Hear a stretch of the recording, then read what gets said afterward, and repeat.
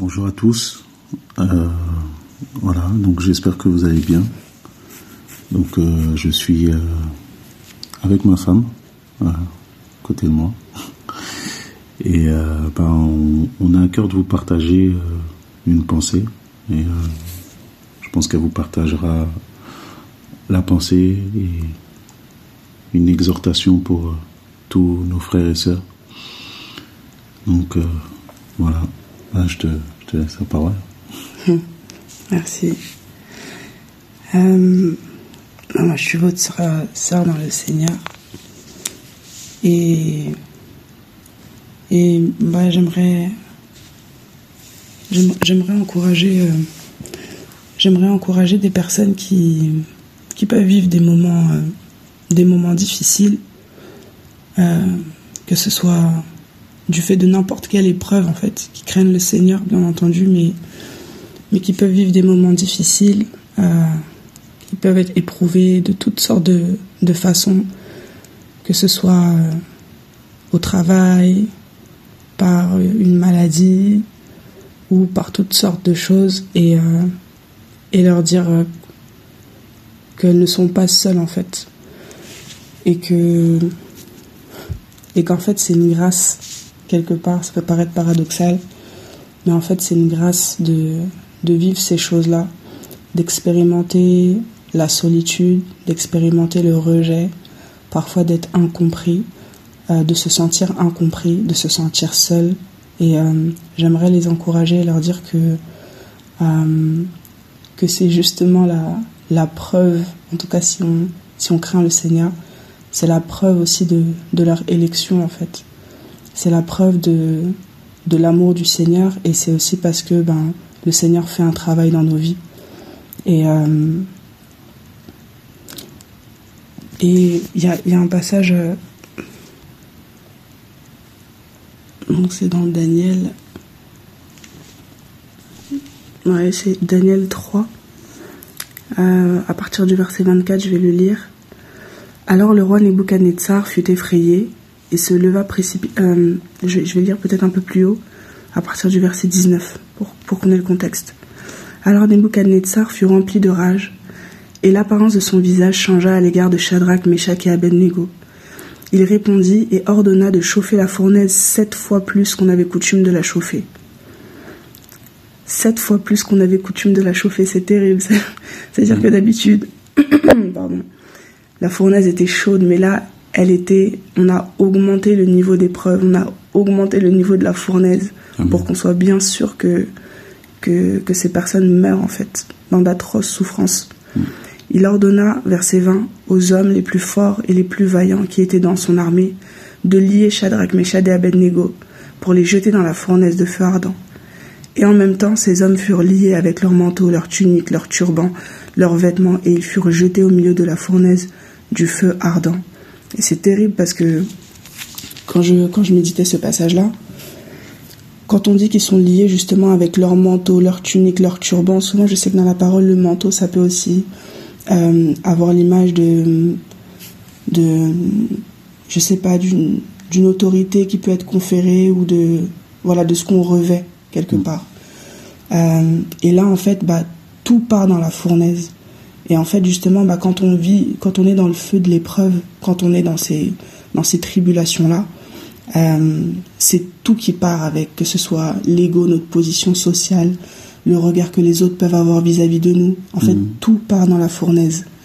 Et au verset 22, parce que la parole du roi était rude et que la fournaise était excessivement chauffée, la flamme tua les hommes qui y avaient jeté Shadrach, Meshach et Abednego. Donc, les hommes qui étaient autour, qui étaient là pour les mettre dans la fournaise, eux-mêmes, ils ont péri tellement la fournaise, elle était excessivement chauffée. Et ces 3 hommes, Shadrach, Meshach et Abednego, tombèrent tous liés au milieu de la fournaise de feu ardent. Verset 24.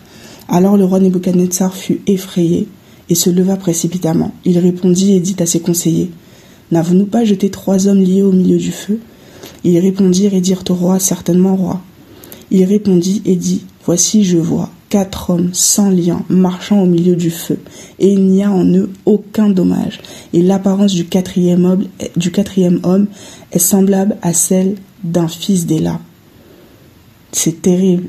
Et ça, ce passage, il m'a tellement touchée. Parce qu'en fait, honnêtement, c'est ce que je peux expérimenter, en fait. Dans les épreuves que je peux traverser, aussi minimes soient-elles, parce que on sait que d'autres personnes peuvent vivre des épreuves beaucoup plus difficiles. On a quand même un toit par la grâce du Seigneur. On mange à notre faim, c'est déjà... Et on a la parole, on a le Seigneur. Mais quand on vit des épreuves, comme la maladie par exemple, ça peut être des moments difficiles en fait. Et pour diverses raisons qu'on peut imaginer, que ce soit le travail, la famille, des situations compliquées dans le couple, des tensions, des choses qui peuvent être très difficiles aussi. Mais en fait, ce que le Seigneur me disait, c'est qu'il y a toujours ce 4e homme dans la fournaise. Il est toujours ce 4e homme dans la fournaise. En fait, on n'est jamais vraiment seul. Amen. Et dans ce feu-là, dans cette fournaise, comme on est en train d'être taillé, d'être façonné pour être semblable à l'image que le Seigneur a de nous, ou ce vers quoi on tend et ce à quoi il veut nous emmener, il sera toujours là en fait, quelles que soient les épreuves qu'on peut traverser. Et c'est vraiment ce que je voulais dire à quelqu'un aujourd'hui. C'est de ne pas baisser les bras, parce que en fait on n'est pas seul, on a toujours le Seigneur avec nous qui est là comme un 4e homme qui veille.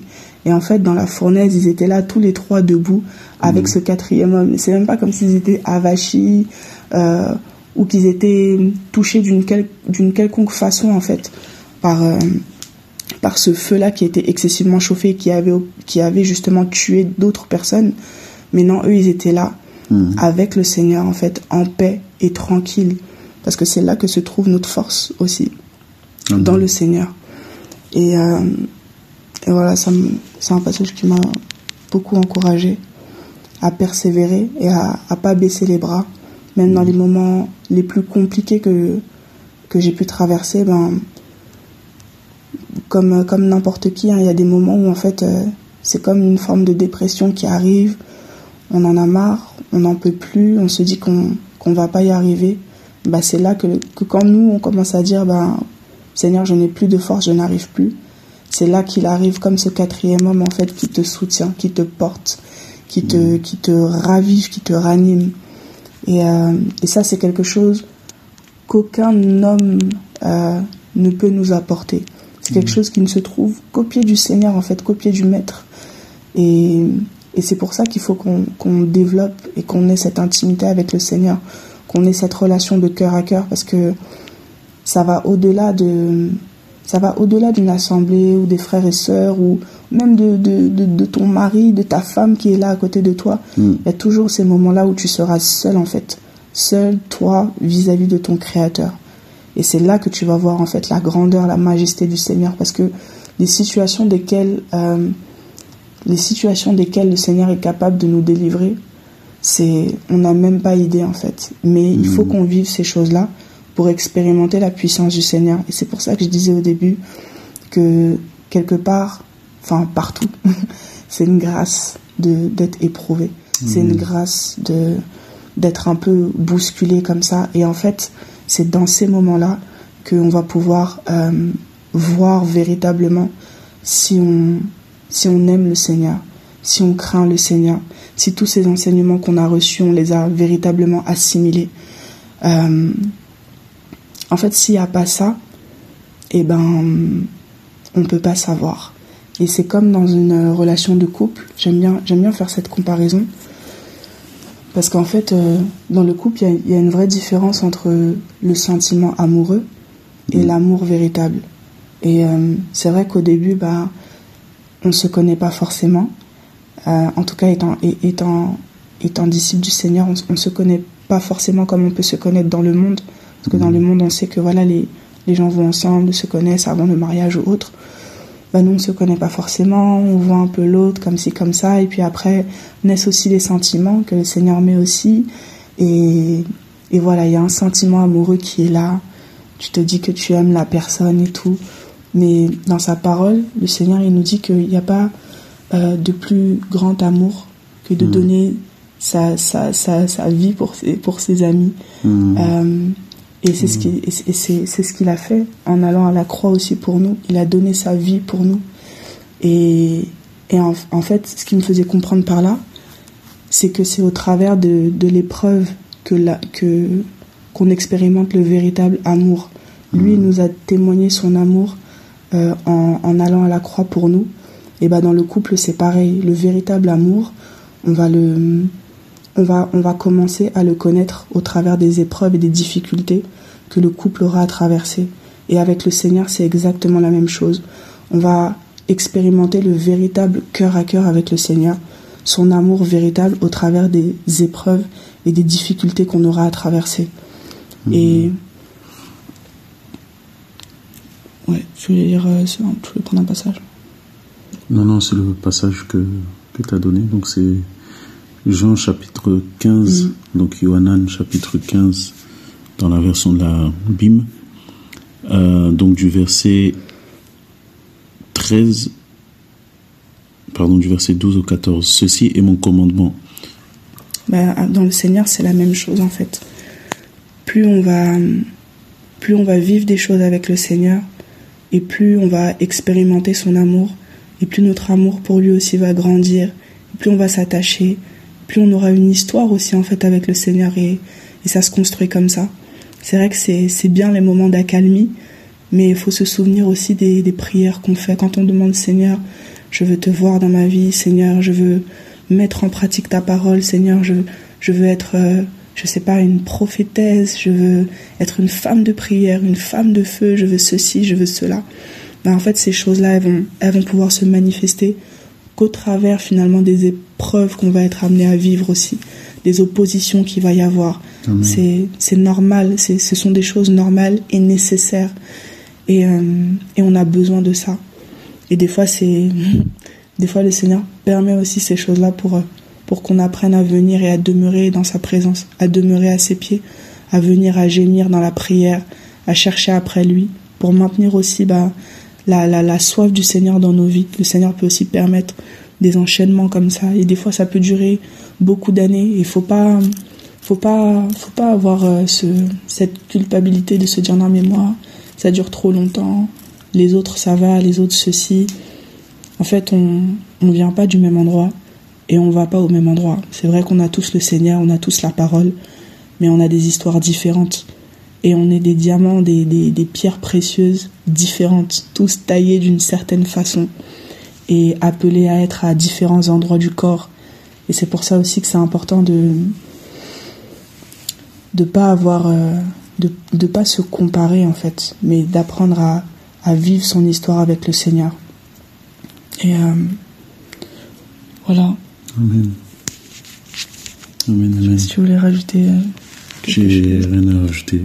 En tout cas, que le Seigneur soit béni. Et que chacun soit encouragé, soit fortifié dans sa marche. C'est possible avec le Seigneur de tenir ferme. Le Seigneur est à la porte. Préparons-nous pour l'enlèvement en famille. Voilà, parce que s'il n'y a pas plus grand que l'espérance céleste que nous avons, et la nouvelle Jérusalem, on n'a plus rien à espérer sur terre. Comme on le voit, le monde est pourri. Donc attachons-nous au Seigneur et préparons-nous pour l'enlèvement encore une fois. Que le Seigneur soit béni. Amen. Et pour terminer, je voulais juste prendre un passage dans Ésaïe 40 qu'on connaît, à partir du verset 29.